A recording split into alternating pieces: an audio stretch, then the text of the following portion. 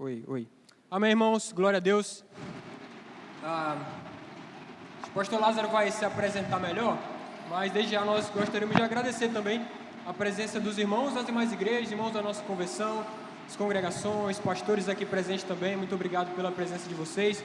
O pastor Lázaro vai se apresentar melhor. Pastor diretamente de Campina Grande, né? Não reclamou tanto do calor, né? Porque Nordeste não faz tanta diferença. Mas ele falou que o sol daqui tem uma claridade maior. É diferente. Mas vamos aproveitar esse momento, agradecer pela vida do pastor Lázaro, da sua igreja, e aproveitar para orar pela vida do pastor também. Vamos baixar nossa cabeça. Senhor Deus, obrigado, Pai, por essa noite. Obrigado, Senhor Deus, pelo início, Pai, desse seminário. Que o Senhor possa falar grandiosamente, Pai, ao nosso povo, a nós. Use, Pai, a vida do Teu servo, e desde já nós te agradecemos pela viagem, ainda que uma viagem cansativa, mas graças a Deus nosso pastor Lázaro chegou aqui, em nossa cidade. A nossa oração é que o Senhor possa usá-lo, Pai, como instrumento em Tuas mãos, a falar conosco, Pai, a sairmos daqui instruídos pelo aquilo que o Senhor quer falar conosco por meio da exposição da Tua palavra. Teu Espírito usa a vida do Teu servo como instrumento em Tuas mãos. Essa é a nossa oração, Pai. Gratos em nome de Jesus. Amém. Amém. Irmãos, boa noite, a graça e a paz do Senhor, amém? Uma alegria estar aqui com os irmãos, né? Agradeço o convite, os pastores, né, que têm nos recebido aqui, os irmãos que têm sido bastante acolhedores, né? Uma alegria poder servi-los. Sou pastor em Campina Grande, na Paraíba, na Igreja Batista da Graça, pastoreio já há 10 anos. É um ministério, foi uma revitalização da Igreja Batista. Era membro da igreja, tornei então pastor. Sou casado com Michelle Suelen e tenho 3 filhos. Tenho Sara, que tem 16 anos, Lázaro, filho, que tem 14, e Samantha, que tem 7. Antes do ministério, eu trabalhava na área de engenharia, sou engenheiro mecânico. Deus me chamou para o ministério, abri mão da engenharia e assumi então a igreja. Desde então tenho trabalhado na Igreja Batista da Graça como pastor. Me especializei em 3 áreas que tenho atuado dentro da igreja, que é aconselhamento bíblico, pregação expositiva e também a área de teologia filosófica. A teologia filosófica me levou em direção à área da educação, e hoje sou diretor de uma escola confessional cristã. É uma escola que pertence à nossa igreja. Então tenho atuado na área de educação cristã também, clássica. Sou professor missionário do Prega a Palavra. Inclusive já estive aqui ano passado para ministrar aula pelo Prega a Palavra. E sou um dos coordenadores da Consciência Cristã, que é um evento que ocorre lá em Campina Grande, no período do Carnaval. Acredito que alguns irmãos já devam conhecer, já devam ter ouvido falar. Então temos atuado aí nessas frentes de trabalho, e com a graça de Deus temos avançado, com a misericórdia do nosso Senhor. Bem, irmãos, a nossa mensagem de hoje, nós vamos focar nesses 3 dias, para pensar sobre como viver para a glória de Deus. A mensagem de hoje, o tema dela é Deus, o tempo e eu. Deus, o tempo e eu. E a gente vai se apoiar em Eclesiastes capítulo 3, nós vamos ver do verso 1 até o verso 15. Se você já quiser abrir sua Bíblia lá, Eclesiastes capítulo 3, do verso 1 ao verso 15.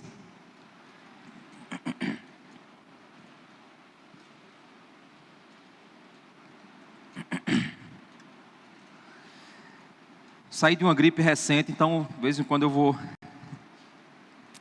Bem, nós somos, irmãos, a geração que perdeu a correta relação com o tempo.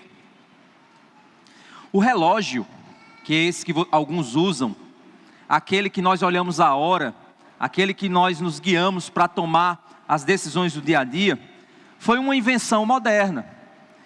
E o relógio, na realidade, nos deixou uma compreensão equivocada do que é o tempo. Porque quando Deus criou o tempo e o espaço, Ele não criou para nós um tempo que nós devemos experimentar em parcelas subdivididas, como nós fazemos, em segundos, minutos e horas. O mundo não foi criado para ser experimentado em parcelas, mas para ser experimentado a partir das estações que a vida possui. Nós temos a manhã, a tarde, a noite, temos a semana, temos os anos, temos as estações do ano. Então, na realidade, o nosso Deus criou o tempo para ser experimentado em estações.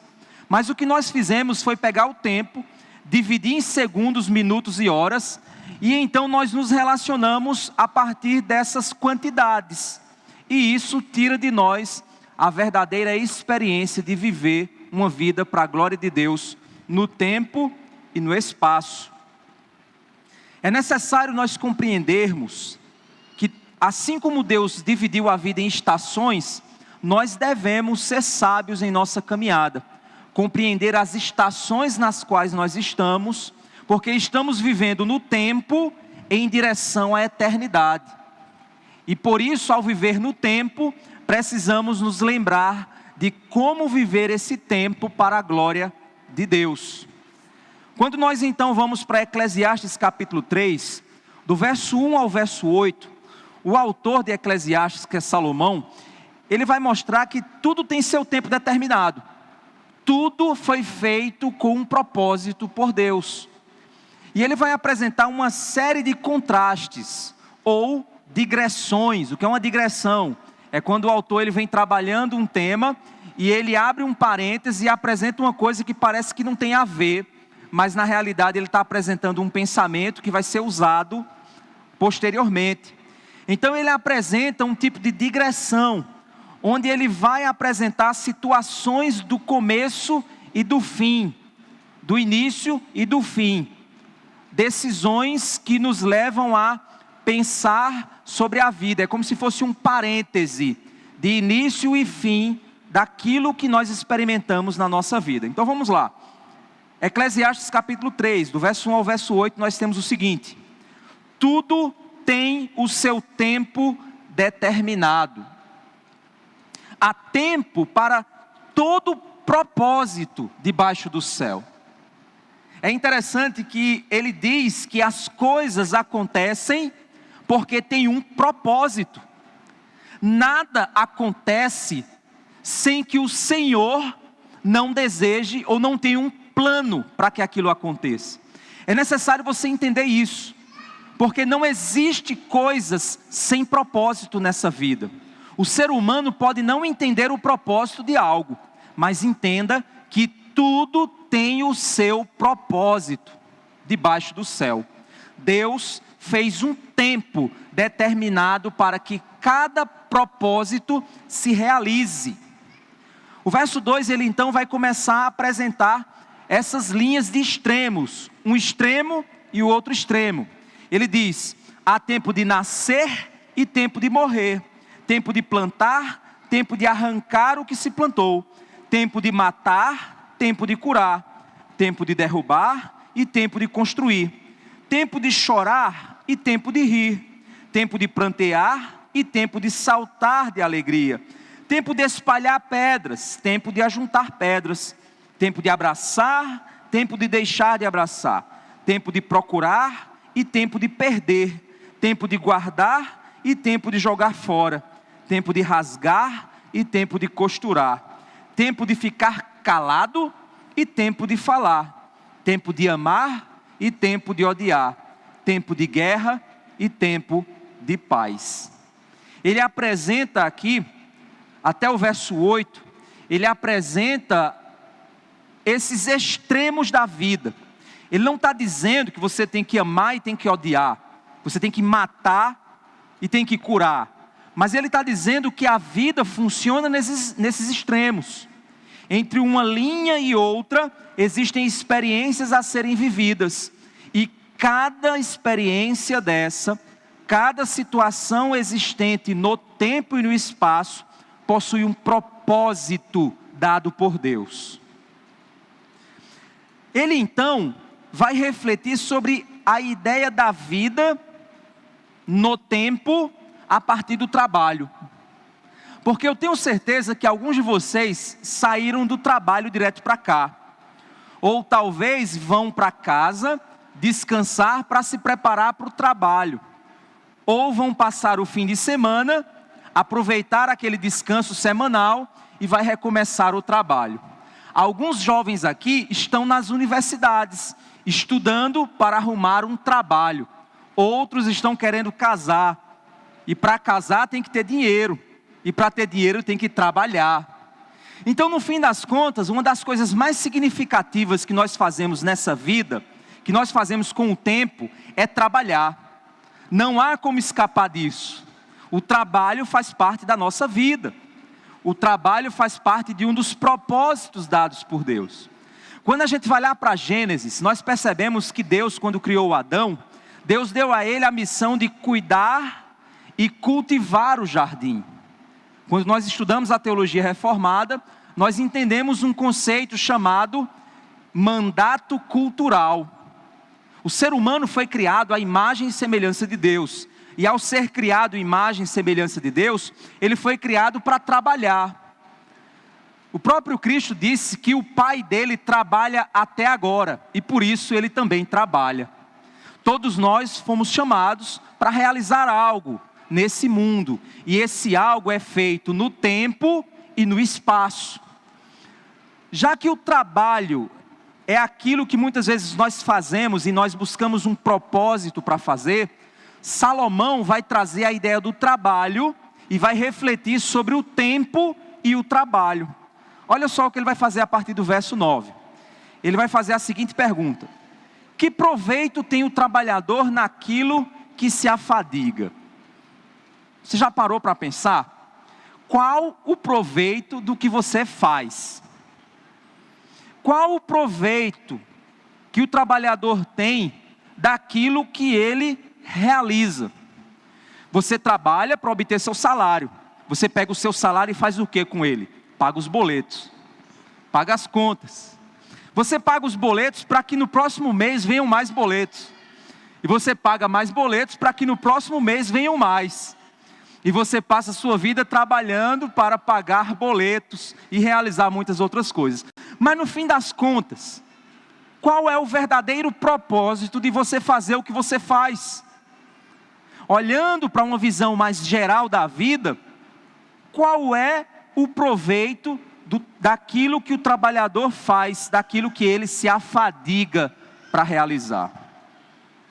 No verso 10 ele diz assim: eu vi o trabalho que Deus impôs aos filhos dos homens. Deus impôs trabalho sobre nós. Nós não podemos fugir do trabalho. Quem tentar fugir do trabalho, vai dar trabalho. Aquele jovem que pensa que vai se divertir a vida toda, ele está enganado. Porque hoje ele dá trabalho para os pais. Mas se ele não trabalhar, ele vai dar trabalho para alguém depois. Porque é impossível viver sem trabalho. É impossível amadurecer sem trabalho. É impossível avançar na vida sem trabalho. Por isso Deus impôs o trabalho sobre nós. Não há como escapar do trabalho. Então, jovem, querido jovem, entenda uma coisa.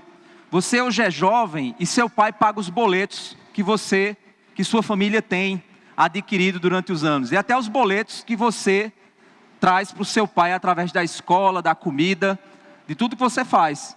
Mas entenda que um dia é você, o CPF, que vai estar lá no boleto. Não tem como você escapar disso. E se você tentar escapar disso, você vai dar trabalho para alguém. Ou então você vai ficar nas ruas aí pedindo para alguém que trabalha dar algo para você. Essa é a realidade da vida. Então, o que nós temos aqui é que Salomão está dizendo que ele viu o trabalho que Deus impôs aos filhos dos homens, para com ele os afligir. É tão interessante, gente, que nós trabalhamos, e às vezes você está cansado, e você no outro dia se levanta, e diz assim: não vou trabalhar hoje. Mas aí você lembra, que pelo menos se você tiver um gato, a ração dele precisa ser comprada. Se você tiver um cachorro, você tem que comprar a ração do seu cachorrinho. Quanto mais o seu iFood que você quer comprar no fim de semana para comer com sua família. Não tem como você escapar. O cartão está chegando. Então, o trabalho, ele te aflige, porque é algo que você não tem opção para escapar. Mesmo que você tenha nascido num lar rico, não sei se alguém aqui é herdeiro de um bilionário. Se for herdeiro de um bilionário, pode ter certeza que depois que teu pai morrer, você vai ter que trabalhar para manter os bilhões que teu pai te deixou. E a história tem mostrado para a gente que são muitos os bilionários que quando morrem, os seus filhos não dão continuidade ao trabalho que Deus impôs sobre os homens, e eles perdem tudo aquilo que foi conquistado pelos seus pais. Às vezes não precisa a gente ir muito para os bilionários, basta olhar as disputas por herança. Quando os pais morrem, muitos filhos brigam pela herança. Quando a herança é dividida entre eles, em pouquíssimo tempo os filhos estão devendo de novo à procura de mais reais. Ou então você que recebe o seu aumento salarial, o governo aumentou o salário mínimo, vai aumentar ano que vem. Aumenta o salário mínimo, no seu primeiro salário você diz, sobrou dinheiro, no segundo mês o dinheiro já não sobrou mais. E se alguém chegar e der outro aumento para você, no primeiro mês você fica feliz, no segundo você já está devendo. E não tem como você resolver essa equação. É a aflição, não tem como escapar. Enquanto vida houver, é necessário trabalhar. Até rimou, né? Não tem como escapar. Enquanto vida houver, é necessário trabalhar. Então o texto está dizendo para a gente que Deus impôs aos filhos dos homens o trabalho para com ele os afligir. O trabalho gera aflição, pois nós temos a falsa convicção de que com o nosso esforço, nós vamos construir uma realidade que se curve ao nosso redor. Para quem já é casado aqui sabe que o seu sonho é construir sua casa, melhorar sua casa, fazer o seu cantinho para que você possa aproveitar. Mas quanto mais você constrói, mais necessidade você tem de construir. Para quem é jovem aqui, saiba que esse é o seu futuro. Muitas vezes nós queremos estudar para ter o emprego dos sonhos, porque nós queremos finalmente conseguir aquilo que sempre quisemos. Eu lembro quando eu era adolescente, eu tinha vontade de pegar uma caixa de leite condensado daquelas caixinha e tomar todinho sozinho. Mas eu não podia porque eu não comprava e minha mãe não deixava. Hoje eu sou casado, pai, e tenho dinheiro para comprar, mas nunca fiz isso. Primeiro porque eu não sou doido, né? Senão eu vou ter um diabetes logo na sequência.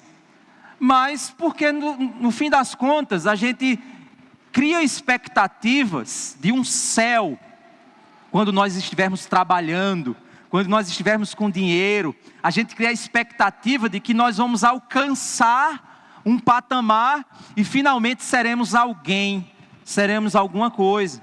A gente tem essa convicção que vem lá da Torre de Babel. Os homens na Torre de Babel, eles disseram, vamos fazer tijolos mais fortes, vamos fazer cimento mais poderoso e vamos construir uma torre que vai chegar até o céu e vamos fazer o nosso nome grande, o nosso nome célebre, e após isso nós seremos como Deus. Mas Deus disse que não é bem assim. Essa expectativa de que nós vamos pela força do nosso braço construir um mundo sem depender de Deus não existe. Nós usamos o nosso tempo para trabalhar nesse mundo, realizar algo que nos dê sentido, ou de ter, ou de ser. Talvez se alguém pergunta o que você faz da vida, você usa a seguinte expressão, eu sou professor. Quer dizer que um ser humano professor é diferente de um ser humano pedreiro? O que você faz é o que você é. E se o que você faz deixar de existir, sua identidade também se perde. é um dos graves problemas que ocorrem quando nós nos aposentamos. E é uma das coisas que acontece no ministério pastoral. Nós, como pastores, passamos anos e anos sendo pastores. Vai chegar um dia, pastores, que nós vamos nos aposentar. E quando isso acontecer, será que a nossa identidade não vai junto com o nosso ministério? Esse é um dos graves problemas para muitos pastores. Conheço muitos que passaram por isso. Será que quando nós nos aposentarmos da nossa profissão, será que a nossa identidade não vai embora junto com ela? E nós, no dia posterior à nossa aposentadoria, a gente vai acordar de manhã e dizer: eu vou fazer o que da vida agora mesmo? Espera aí, eu saía para o trabalho, agora eu vou fazer o quê? No entanto, vivemos no mundo de Deus. Nós não vivemos na realidade criada a partir do nosso coração, dos nossos desejos, dos nossos sonhos. Não é o teu dinheiro que vai fazer um mundo melhor para você. Não é o teu trabalho que vai trazer sentido para a sua vida. Deus nos fez temporais. Estamos presos no tempo, mas nós temos corações que tocam a eternidade. É esse o conflito. Nós lidamos com coisas que são temporais, mas nós queremos significado eterno. A gente busca coisas para dar sentido à nossa vida. Eu sou o professor, mas esse desejo de ser algo é muito mais do que uma profissão, do que um trabalho. É um desejo por identidade que só Deus pode dar. Esse é o grave problema. Deus nos fez com pés no chão, mas corações que se maravilham com o significado de todas as coisas ao nosso redor. Deus nos fez para experimentar nele a maravilha de existir. E aí você diz: pastor, você está viajando demais. O que isso tem a ver com tempo? O que isso tem a ver com viver para a glória de Deus? É exatamente porque é no tempo que nós fazemos o que fazemos, mas é na eternidade que nós nos satisfazemos. A única forma de você estar satisfeito é quando você vive com o olhar na eternidade. Porque quando o seu tesouro está no céu, a vida faz mais sentido ser vivida. Nós não juntamos bitcoins celestiais. A gente não faz pix para a eternidade. Mas tudo que nós fazemos dentro do tempo, dentro do espaço dado por Deus, possui um peso eterno. E é nisso que nós devemos focar. Não é que você tem que viver com seus olhos olhando para a eternidade e andando, olhando para cima, porque senão você não vai ver o buraco que está na sua frente e você vai cair. Pensar no céu não é viver alienado da terra. Pensar no céu é viver na terra com um olhar celeste. É pensar nas coisas do alto e experimentar na terra a alegria que Deus nos dá por esse pouco espaço de tempo que nós chamamos de vida. Por isso que nós trabalhamos, porque precisamos sustentar esse corpo, mas o que nós fazemos no tempo tem peso eterno, e nós precisamos entender que não é o que fazemos aqui, é o que significa aquilo que nós fazemos aqui. É por isso que depois que ele fala do trabalho, e ele fala da aflição que o trabalho traz, ele então vai dizer no verso 11, uma coisa estranha. O livro de Eclesiastes, ele é um livro desafiador para você pregar, porque ele é um livro filosófico. Ele é um livro que o autor, ele está viajando. Sabe aquela hora que você está viajando e diz: poxa, por que o céu é azul? O autor, ele está viajando, e ele está escrevendo, e ele está refletindo, e ele está pensando. E por isso, se você não souber viajar junto com ele, você não vai entender o que ele está dizendo. Você vai: mas que viagem é essa que ele está dizendo aqui? Por que ele parece que saiu de um assunto e foi para outro? Não, ele continua no mesmo assunto. Ele falou do tempo. Ele falou das coisas que acontecem no tempo, dos extremos da experiência temporal. Aí ele entra no trabalho. Aí diz: eu vi o trabalho que Deus criou. Aí você diz: o trabalho, o tempo. Mas olha o que ele vai dizer no verso 11. Ele vai dizer o seguinte: Deus fez tudo formoso no seu devido tempo. Voltou para tempo de novo. espera aí, ele falou de tempo, falou de trabalho, agora voltou para o tempo. Ele diz que tudo Deus fez belo no devido tempo. Tudo experimentado no tempo certo é bonito. Tudo experimentado no tempo certo é prazeroso. Sabe por quê? Porque Deus fez tudo para um propósito dentro do tempo. Quando ele fala do tempo, ele agora estica o conceito. Ele falou do tempo de viver, de nascer e do tempo de morrer. Agora ele diz que tudo Deus faz no devido tempo. Mas agora ele vai falar do outro extremo, a eternidade. Olha o que ele vai dizer no verso 11. Também pôs a eternidade no coração do ser humano, sem que este possa descobrir as obras que Deus fez, desde o início até o fim. Deus pôs a eternidade dentro do teu coração. E Deus pôs essa eternidade, mas não deu a você a capacidade de enxergar a eternidade. Ele pôs uma noção dentro de nós, que nos faz ansiar por algo maior do que o que nós vemos e tocamos. Mas Ele não nos deu a capacidade de ver esse algo, só de sentir com o coração. É isso que a teologia chama de transcendência. O que é transcendência? Vou explicar para você o conceito. Imagina que existe uma linha, a linha invisível. Só quem vê essa linha que eu estou fazendo aqui é inteligente. Vocês estão vendo? Está vendo, né? Olha aí, é tudo inteligente. Essa linha é a linha que separa o que está abaixo dela, é tudo o que é concreto, que eu vejo, que eu toco, aquilo que eu consigo descrever de maneira visível, de maneira humana, de maneira material. Dessa linha para baixo é concreto. Dessa linha para cima é tudo aquilo que é abstrato, aquilo que eu não consigo descrever, porque não é material. Eu consigo até descrever conceitos sobre isso, mas eu não consigo olhar para algo e dizer, isso é amor. Eu consigo descrever o amor, mas eu não consigo ver o amor de modo concreto. Eu consigo ver ações amorosas, mas o amor é algo abstrato. O que é transcendência? É a capacidade que o ser humano tem de atravessar essa linha. Nós não nos relacionamos só com a matéria. Tudo que nós fazemos no tempo e no espaço transcende a matéria. Por exemplo, eu vou comer uma pizza. Estou com fome, vou comer uma pizza.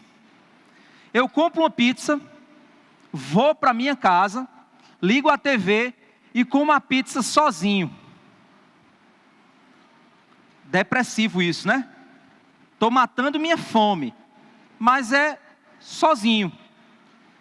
Eu agora estou com fome, compro uma pizza, chamo meus amigos e todos vão para minha casa assistir um filme e comer uma pizza. Mudou? Mudou. Porque não é só matar a fome.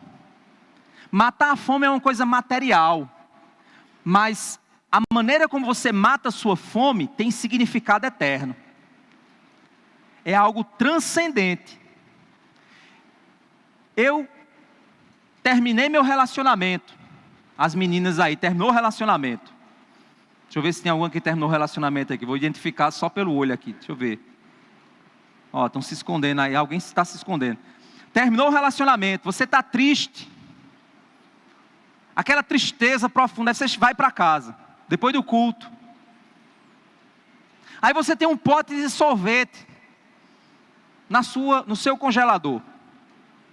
Aí você senta em frente à TV, bota um filme romântico. e vai comer o pote de sorvete. Você não está com fome. Você está afogando suas mágoas num pote de sorvete. O que nós fazemos, nós não fazemos só por causa da matéria.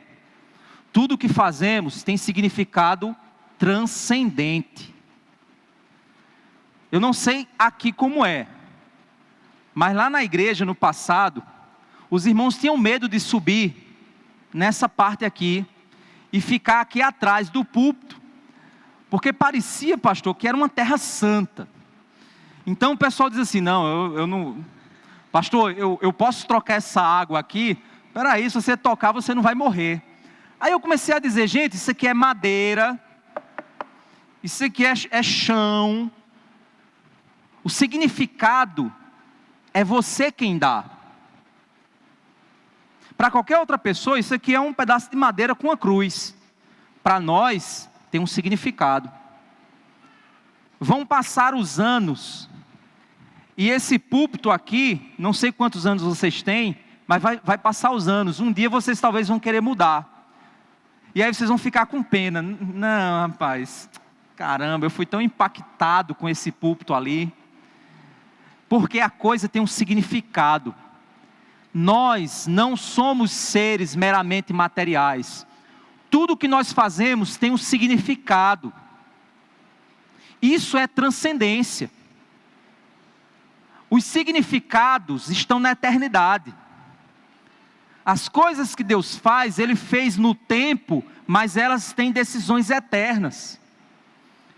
Quando você, filho, honra seu pai, você não está fazendo apenas algo para que seu pai goste de você. Você está plantando uma semente eterna, que Deus está vendo, e um dia seus filhos vão honrar você também, porque você plantou e colheu. O que você faz quando honra seu pai, não é somente para você garantir sua mesada no final do mês, mas é porque aquilo tem um significado aos olhos de Deus. E quando os filhos honram seus pais, eles vivem melhor. Vai no presídio e pergunta quantos daqueles presidiários ali honraram seus pais. Vai lá e pergunta quantos deles obedeceram seus pais. Você vai descobrir que a maioria esmagadora não honraram seus pais, ou não tinha pais, ou não obedeceram seus pais. Então olha só, uma coisa que tem significado eterno, tem efeitos temporais, tem efeitos materiais. O que o autor está dizendo aqui é o seguinte: Deus fez tudo belo no devido tempo. Então, meu irmão, se tem algo que Deus mandou você esperar, espere. Não atravesse o sinal. Não inverta a ordem. Jovem, Deus disse que o relacionamento íntimo de um casal só deve acontecer depois do casamento. Isso tem um significado eterno. Não é uma questão social, não é uma construção da sociedade opressora cristã. Não. Quando Deus diz que o sexo deve ser para depois do casamento, é porque Deus pôs no sexo um significado eterno.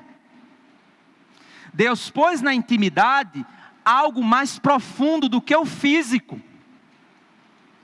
Então, se você despreza o significado eterno das coisas, você pode até inverter a ordem, mas ela vai ter efeitos e vai tornar a sua vida feia. Tudo Deus fez belo no devido tempo, porque Deus pôs a eternidade no coração do ser humano.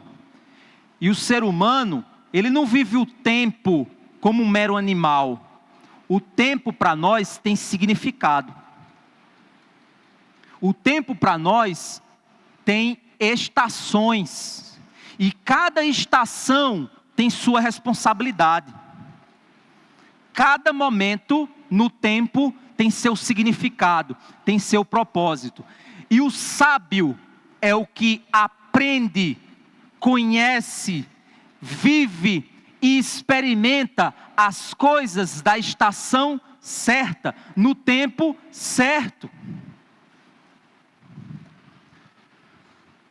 Jovem, se você é adolescente, não é hora de você estar namorando, é hora de você estar estudando, porque depois da adolescência, você vai ter que entrar numa faculdade, se preparar para o emprego, porque se um dia você quiser casar, você tem que ter casa, e quem quer casa, tem que trabalhar, e quem quer trabalhar, tem que estudar ou se preparar para isso.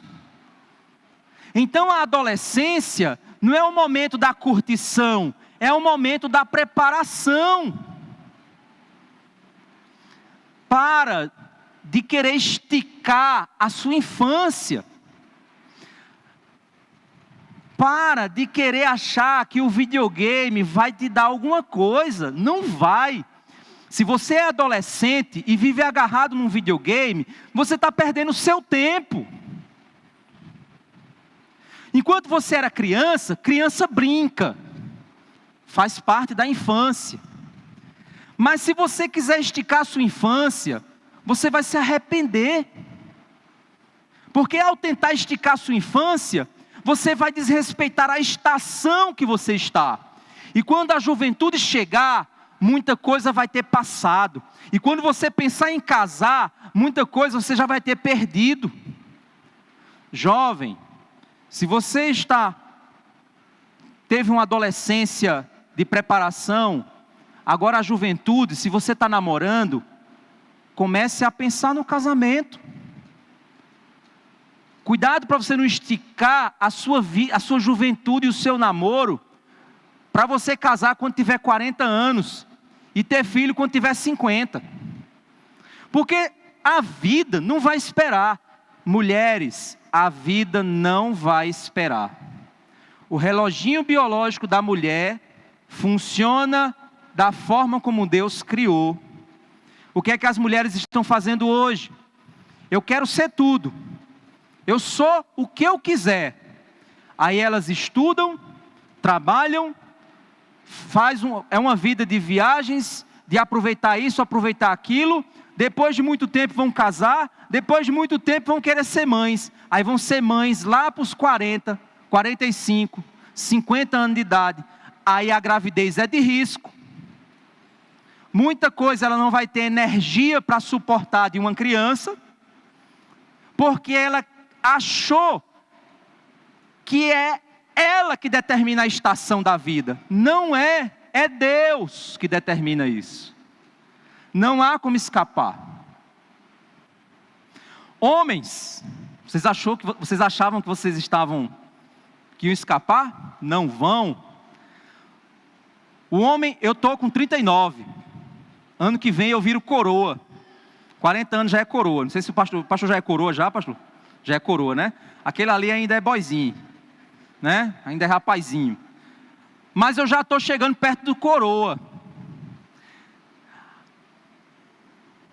Eu não tenho carteira de moto. Lá em casa é uma loucura. Minha esposa com um carro, é um carro só para os dois. E aí ela vai para um lado, eu vou para o outro. E aquela loucura. Aí eu disse a ela, vou tirar a carteira de moto e vou comprar uma Harley Davidson. Ela disse, isso é crise da meia-idade. Mas é interessante. Os homens quando chegam numa certa idade, eles entram em crise.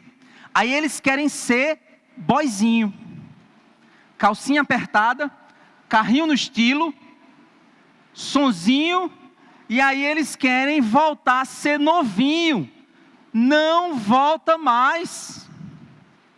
Não há como recuperar. E é nessa loucura, até o John Piper disse, que é nessa loucura que os homens largam a mulher, os filhos, e se metem na estrada achando que vai voltar à juventude. Não vai. Você vai ser um divorciado e vai ter uma velhice e uma morte triste. Porque vai estar todo mundo com raiva de você. E você vai achar que está recomeçando. Não está. É nesse sentido, é diante dessa realidade, que nós precisamos compreender as estações criadas por Deus. A infância não foi feita para a criança. A gente teve aí, recentemente, o FELCA mostrando a adultização das crianças. A gente teve esse movimento aí recente no Brasil. Criança não é para namorar. Criança é para estudar e brincar. Adolescente tem que começar a guardar os carrinhos e começar a pensar mais na escola. Jovem já tem que começar a pensar qual é o seu emprego. Você chega para o jovem hoje com 20 anos de idade e pergunta: tu quer ser o quê? Ele: sei não. Como é, meu querido? Sei não. Isso está errado. A adolescência, o jovem já tem que começar a pensar: peraí, o que é que eu vou fazer? Vou fazer faculdade? Não vou. Vou trabalhar em quê? Tem que começar a pensar nisso. O jovem, depois que casa, aí ele já tem que começar a se preparar para filho. Depois vem os filhos. Aí o casal começa a se preparar na primeira infância da educação. Eu estou começando a me aproximar dos filhos adolescentes. Eu já sei que a minha estação está mudando. Nesses dias chega um anexo lá em casa. Minha filha está com 16. Aí vai chegar um dia desse um rapaz, eu estava dando aula para os adolescentes. Aí um adolescente perguntou: pastor, se a gente estiver interessado por uma menina, como é que a gente fala com o pai dela? Eu disse: eu não vou te dar a dica. Não vou te dar a dica. Aí eles ficaram rindo. É claro que eu falei, né, gente? Mas ao término da minha dica, eu disse: quem usar essa dica comigo, está frito. Mas eu sei que vai chegar. Eu já pratico Muay Thai e sei atirar. Mas eu sei que isso vai chegar. Não tem como eu escapar disso. Não sei se o pastor é sua filha, né? Mas tem uma filha mais velha que ela? É um filho, né? Então ela são só os dois. Então está na faixa, né? Mas o pastor também já tem que começar a se preparar. Daqui a alguns anos começa a chegar os anexos. E aí não tem como. Aí eu vou me preparar agora para quê? Preparar meus filhos e os anexos para o casamento. Aí depois eles vão saindo de casa. Quando eles começarem a sair de casa, eu e minha esposa, a gente tem que aceitar que o ninho vai esvaziar. E aí a gente tem que entender que depois que o ninho esvaziar, eu vou olhar para ela, ela vai olhar para mim e vai dizer: bora continuar a vida? Bora. Mas agora sem os filhos. Se eu pôr minha identidade nos meus filhos, no dia que eles forem embora, o ninho fica vazio. Eu fico sem saber o que fazer da vida. Porque o meu relacionamento com minha esposa se tornou meus filhos. Isso está errado. Então eu tenho que ser esperto. Eu tenho que pensar nas estações. Hoje eu corro para um lado, minha esposa corre para o outro. A gente leva a menina em escola, busca a menina em escola, vai para trabalho, sai daqui, sai dali. É um corre-corre. Faz parte da vida. Lá na igreja, tem jovens que eu casei, eles estão tendo filhos. Estava conversando com um pastor ali que a média de menino para os casais jovens é 3 lá na igreja. Eu estou querendo saber quem é que vai romper a barreira dos 3. Mas o povo é animado com filho. Aí teve um que chegou lá na igreja, os olhos estavam desse tamanho assim. Aí eu disse: que foi? Pastor, trabalhando demais, pastor, não aguento não, meu Deus do céu, as coisas estão difíceis, é o menino aperreando, é menino puxando para um lado, puxando para... Aí eu olhei para ele e disse: aceita, porque faz parte da fase que você está. Um dia, os barulhos na sua casa vão diminuir, lá em casa está começando a diminuir. Eu lembro que eu estava estudando, aí entravam no escritório, eu estava lendo o bode voador de Daniel capítulo 8, tem um bode que voa. Aí o bode voador, aí entrava um, eu dizia: meu Deus, o bode deu uma voadora. Eu ficava, e aí eu reclamava: sai daqui todo mundo, aí saía. Hoje não tem mais isso. Mas é tão interessante que na época eu ficava com raiva, hoje eu tenho saudade. Dá vontade de eu chegar e dizer: entra gritando no meu escritório. Mas não acontece mais, são as fases da vida. Então nós precisamos entender a fase que nós estamos, porque Deus fez as coisas no devido tempo. E pôs a eternidade em nós para que a gente experimente as coisas no tempo, do modo de Deus. Nos propósitos de Deus. No verso 12 ele vai dizer o seguinte: sei que não há nada melhor para o ser humano do que alegrar-se e aproveitar a vida ao máximo. Olha que interessante. Não há nada melhor do que você se alegrar nessa vida, gente. Quem aqui quer chorar hoje com uma tristeza bem profunda? Levanta a mão. Eu tenho certeza que ninguém vai levantar a mão. Eu estou a fim de chorar hoje, pastor. Eu quero sofrer muito. Esse ano eu quero que seja o pior ano da minha vida. Não tem ninguém que pense isso. Então o melhor da vida é se alegrar.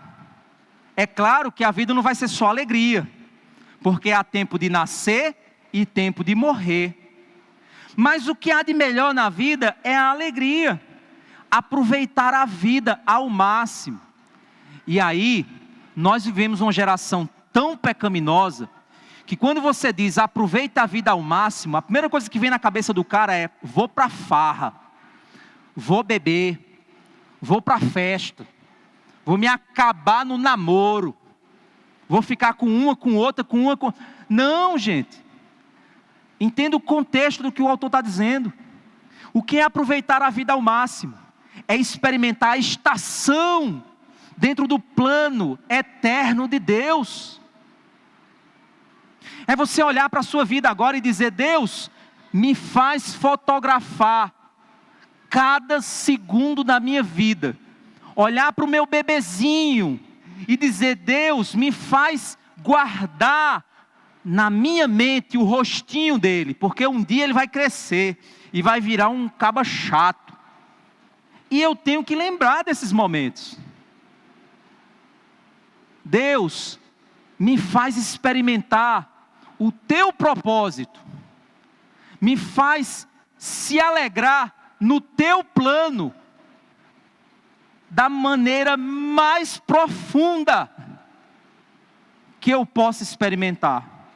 Me faz alegrar e aproveitar a vida que o Senhor me deu por esse tempo tão curto ao máximo. Tem alguém aqui com mais de 90 anos de idade? Levanta a mão aí para eu ver. Aquele ali está muito conservado para dizer que tem. Mais de 80, vou baixando. Mais de 70. Tem um casal ali. Tem alguém aqui com mais de 60? Aí, já começou a levantar a mão. Passou rápido a vida. Os seus 60 anos, você olha para trás e fala: rapaz, já estou com 60. A sensação não é essa? Que parece que a coisa passou rápido. Eu estou com 39. Mas parecia que era ontem que eu corria da escola para assistir Dragon Ball. Eu botava a bolsa nas costas, puxava aqui assim para ela colar nas costas, e era para casa para chegar lá e assistir Goku dando o golpe final no Freeza. Parece que foi ontem. Mas meus irmãos, já faz o quê? 22 anos, 24 anos, sei lá quanto tempo, mas parece que foi ontem. Deus, me faz experimentar a tua vida como dádiva, o máximo que eu puder. Olha o que ele vai dizer. Sei também que poder comer e beber e desfrutar o que se conseguiu com todo o trabalho é dom de Deus. É bênção, meu irmão. Você pegar um dinheirinho ali, essa semana, antes de viajar, eu tenho esse costume. Eu compro alguma coisa, boto um filme e sento com os filhos para assistir. A gente passa um monte de tempo lá juntos. E aí eu fiz essa semana, pedi uma pizza lá, a gente sentou, foi assistir um filme, aí comprou umas coisas, a gente ficou lá conversando, assistindo e tal, aproveitando. Meu irmão, é dom de Deus. Eu sei que o dinheiro, a gente às vezes conta ele. Não estou dizendo para você pegar o dinheiro da feira e comprar iFood. Gastar dinheiro com bobagem. mas é dom de Deus, a dádiva de algo que Deus pode te dar para você experimentar com pessoas especiais, em momentos especiais. É dádiva de Deus, é dom de Deus. Verso 14 diz: sei que tudo o que Deus faz durará eternamente. Olha só, espera aí, tudo o que Deus faz durará eternamente. Como assim? Eu não vou morrer um dia? Um dia eu vou partir desse mundo, minha esposa também vai, mas o relacionamento que nós tivemos, que já vai aí em 18 anos, não sei quando é que a gente vai partir, mas na eternidade eu vou lembrar de cada segundo de gratidão a Deus pela esposa que Ele me deu. Eu vou ser grato a Deus para sempre, por cada dádiva que Ele me deu nesse mundo. Os presentes podem ter se acabado, mas a intenção de quem me deu o presente dura para sempre. E é essa emoção que eu vou guardar eternamente. Tudo que Deus faz durará eternamente. Se você viver a estação da sua vida com os olhos certos, você vai ser grato para sempre pela juventude que Deus te deu. Você vai ser grato para sempre pelos filhos que Deus te deu. Você vai ser grato para sempre pelo seu casamento, pela igreja. Apesar das lutas, das lágrimas, das dores, mas lá não haverá mais choro, não haverá mais dor, não haverá mais morte, só haverá lembranças daquilo que Deus nos deu para a eternidade. Tudo que Deus faz durará eternamente, sem que nada possa ser acrescentado nem tirado. Deus faz isso para que as pessoas o temam. Deus faz isso para que a gente dependa dEle. Sabe o que significa esse termo que ele usou aí? Imagina que o seu chefe prometeu que vai te dar um aumento. Nos dias após a promessa, você fica todo cuidadoso para fazer o trabalho bem direitinho.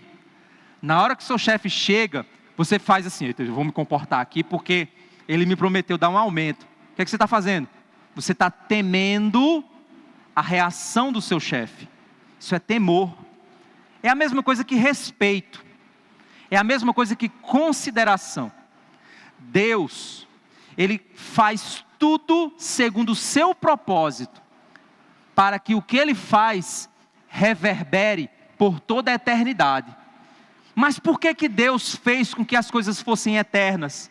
Para que eu o tema Ele, para que eu diga: eu vou fazer a coisa certa, porque tudo que eu fizer aqui para a glória de Deus, vai reverberar por toda a eternidade. Então, quando eu decido vir para a igreja, eu não decido só para curtir no final de semana, eu decido porque o que eu faço para Deus é eterno, e por toda a eternidade, eu vou ver aquilo que eu fiz para Ele. Então eu temo e faço por respeito e amor a Ele. Ele fez tudo eterno para que a gente o tema. E aí diz: o que é, já foi. E o que será, também já foi. Deus fará vir outra vez o que já passou. Estranho isso, né? Descobrir a nova fórmula da felicidade. O que você descobriu, alguém algum dia já fez. E o que você acha que você fez, outro um dia voltará a fazer. Não há nada novo debaixo do céu. O segredo para uma vida, para os jovens que estão aqui, se você está namorando, e você está sendo tentado a avançar o sinal vermelho no seu namoro, não se engane, alguém já fez isso um dia e se arrependeu. E se você fizer, você vai se arrepender. E se no futuro alguém fizer o que você fez ao avançar o sinal, essa pessoa vai se arrepender também. Então, se Deus disse que não, confie na eternidade dele. Porque o que ele fez é eterno. Então, espere o seu casamento e experimente essa área da sua vida debaixo da bênção de Deus. E você não vai se arrepender, porque eternamente você vai ser grato pela experiência que Deus te deu, no tempo e do modo certo. O que nós aprendemos com esse texto é que o propósito de cada coisa é ser experimentada por um homem do coração eterno, em um mundo temporário. Tudo o que nós fazemos é temporário, mas deve ser feito com o coração na eternidade, obedecendo e vivendo para a glória de Deus. É viver a alegria de confiar que Deus é o supremo provedor de toda bênção para quem vive para a glória dele. Tudo Deus fez belo, tudo Deus fez glorioso, no seu devido tempo, no seu devido propósito. Então respeite o tempo de Deus. A vida é uma dádiva, mas não pode ser experimentada na dúvida. A vida é uma dádiva, mas não pode ser experimentada na dúvida. A arte da alegria é viver a eternidade do coração na limitação do tempo de Deus. Não espere alegrar-se só quando chegar no céu. Obedeça a Deus e viva alegre agora. Mesmo que as lutas venham, mas você vai saber que o Senhor cuida de você. O tempo de Deus só pertence a Ele. A gente viu no texto que diz que Deus pôs a eternidade, mas não nos deu a capacidade de enxergar o futuro. Então confie nele. Confie no propósito dele. Confie na palavra dele. Confie no tempo dele. Porque ele é o provedor. E ele sabe o tempo e a forma certa. E isso vai te fazer ser feliz. Uma das cenas que eu me lembro da minha infância é que quando nós íamos para a praia, a gente ia uma vez por ano. Eu lembro que quando chegava na praia, quando meu pai abriu o carro, a gente corria para a água. A única coisa que eu me preocupava era nadar e cobrir o meu corpo o máximo possível com areia. Era a única preocupação que eu tinha. Dava a hora, meu pai e minha mãe diziam, vamos embora. Aí vinha a hora chata, se lavar para tirar a areia para você entrar no carro. Hoje eu sou pai. Quando eu chego na praia com meus filhos, primeiro eu vejo como é que está o trânsito. Depois eu vejo onde bota o carro que não tenha flanelinha. Depois eu olho se a praia está tranquila ou está perigosa. Quando eles vão para a areia, eu fico observando se vem bandido. Eu fico olhando para a minha bolsa. Eu não consigo deixar de me preocupar. Mas os meus filhos estão completamente despreocupados, experimentando o máximo que pode da praia. Por que eu estou dizendo isso? Porque a gente deixa de experimentar e se alegrar nas coisas de Deus, porque a gente acha que nós somos o pai, mas nós somos os filhos. Deus é quem olha se a praia está lotada ou não está. Deus é quem olha se o trânsito da vida está perigoso ou não. Deus é quem contempla os perigos dessa vida. Então só obedeça às regras que Ele deu e seja feliz, aproveitando que o Pai cuida de você. A vida exige confiança para experimentar cada estação, sabedoria para fazer escolhas certas na estação certa da vida. Não inverta as estações, não despreze, seja sábio para se preparar para as estações que vêm, se alegrar nas que estão sendo experimentadas agora e ser grato nas que passaram. Aprenda isso e você vai saber viver, como diz aquela música, é preciso saber viver. A música não ensina como, mas Eclesiastes ensina. Confie no Senhor, conheça a estação da sua vida e viva se alegrando na obediência nele. Amém? Vamos orar? Vamos ficar de pé, irmãos, para nós orarmos.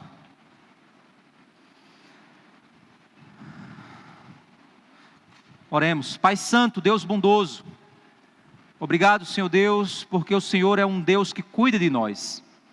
Obrigado, Pai, porque o Senhor conhece todas as coisas. O Senhor já tem a nossa história escrita, Pai. Nenhum dos teus planos podem ser frustrados.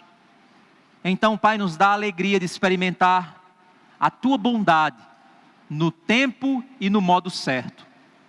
Nos faz amar a tua palavra, nos faz desejar viver para a tua glória. É isso que te pedimos, em nome de Jesus. Amém. Amém.